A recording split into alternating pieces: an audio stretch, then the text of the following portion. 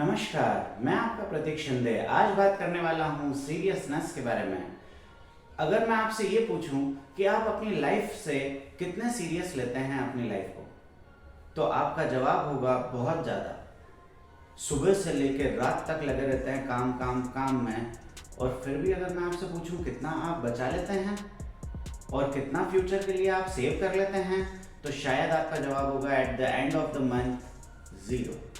और ऐसा इसलिए होता है क्योंकि अगर आपको सीरियसनेस जानना है, आज हम एक डायरेक्टर की कहानी से समझते हैं सीरियसनेस के बारे में। ये स्टूडियो गिबली के लिए काम करते थे, जापानीज थे, और इनकी लाइफ में इनके काम से बढ़कर कोई और चीज़ नहीं था। ये जब अपने काम में लगते थे तो सब चीज़ें भूल जाया करते थे कि आसपास क्या हो रहा है, क्या चल रहा है। अब ये जो फिल्में भी बनाते थे वो सुपर फैंटेसी वाली बनाया करते थे, जिसके अंदर ह्यूमन का इंटरवेंशन दिखाया जाता था, नेचर के साथ, टेक्नोलॉजीज के साथ और फैंटेसीज के साथ। अब आप देखिए इतनी सारी चीज़ों को कोलैब करना, वो भी फिक्शियस फॉर्म में, मतलब जो चीज़ एग्जिस्ट ही नहीं करती आप उस बारे में बता रहे हैं। जैसे कि ट्रीज को इमोशंस हैं, वो रो पा रहे हैं, वो चहक के घूम फिर के अगर अपनी डगालें हिला रहे हैं, मतलब वो खुश हैं। और ऐसे ही अगर ग्रास हिल रही है तो उसकी फ्लेक्सिबिलिटी बता रहे हैं। फिर पॉल्यूशन को इन्होंने बताने के लिए एक स्पिरिटेड अवे नाम की एक मूवी बनाई, जिसके अंदर एक बहुत ही मोटा सा ओबीस फैट मैन टाइप दिखाया गया और उसके आसपास एक ट्रैश से बनी हुई कुछ न कुछ ऐसा घाघरा टाइप बना दिया। और फिर देखा कि ये क्या रिप्रेजेंट कर रहा था कि जो हमारे रिवर्स हैं वो पॉल्यूट हो रहे हैं हमारे कचरे के साथ, और जिसके कारण कितना भद्दा वो दिख रहा था। और इसी को हमको क्लैरिफाई करना चाहिए, हमको क्लैरिटी उसकी करनी चाहिए और उसको क्लियर रखना चाहिए। और इसीलिए आप नेक्स्ट देखते हो रोबोट्स के पास कि रोबोट्स जो हैं वो बर्ड से बातें कर रहे हैं। अब रोबोट्स बर्ड से कोई बात कर सकता है, पर उसके पास भी फीलिंग डाल दी उन्होंने और उसको भी बर्ड्स की बातें सिखा दी कि हाँ वो उससे इंटरेक्ट कर सके और उसकी इमोशंस को समझ सके।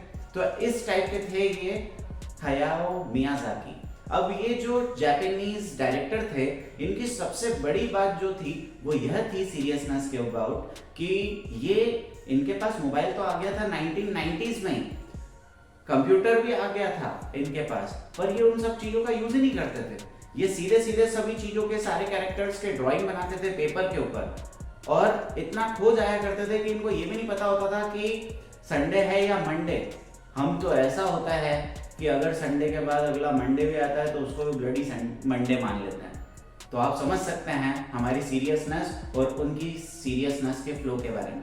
और उनकी यही खास बात थी कि वेंसडे को वहाँ पर छुट्टी हुआ करती थी, तो वो वेंसडे को भी चले जाते थे गिबली स्टूडियो और अपने एनिमेटेड कार्टून्स बना दिया करते थे एक उसके ओटले पर बैठकर, और खो जाया करते थे। अगर कोई जाता आता तो उनको कोई ध्यान नहीं रहता कि सामने से कौन जा रहा है, कौन आ रहा है, कोई हाय बोल रहा है, कोई हेलो बोल रहा है, उनको कोई मतलब नहीं।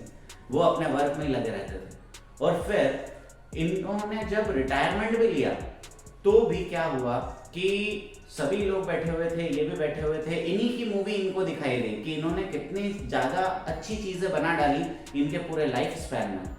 और इन्होंने जो किया उसके अंदर एक सीन आता है जब ये बैठे हैं वेंसडे को अपने स्टूडियो में अपने ड्राइंग को लेकर, और कोई इनसे चाय का पूछता है और इनको वो भी ध्यान नहीं होता है, और जब फिर वो ऐसे टच करके उनको हिलाता है कि अरे उठो चाय पियोगे, तो ये चिढ़ जाते हैं क्योंकि ये फ्लो स्टेट में पहुंच चुके होते हैं। उस टाइम वो कैरेक्टर ड्रॉ करते होते हैं और फिर क्योंकि वो गुस्सा हो जाते हैं तो वो फ्रस्ट्रेशन निकाल देते हैं उस बंदे पर। तो आप समझ सकते हैं कितने सीरियस थे वो अपने कैरेक्टर्स को लेकर, अपनी फिल्म्स को लेकर, और उनका वही वर्क, वही सीरियसनेस ने उनको इतना नाम कमा के दिया लाइफ में कि जो कि हम भी हासिल करना चाहते हैं।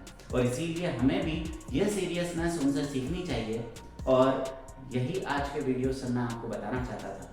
होप करता हूँ आज का ये वीडियो आपको अच्छा लगा होगा। मिलते हैं अगले वीडियो में कुछ और जानकारियों के साथ। तब तक के लिए रखिए अपना ख्याल। Keep smiling and good bye.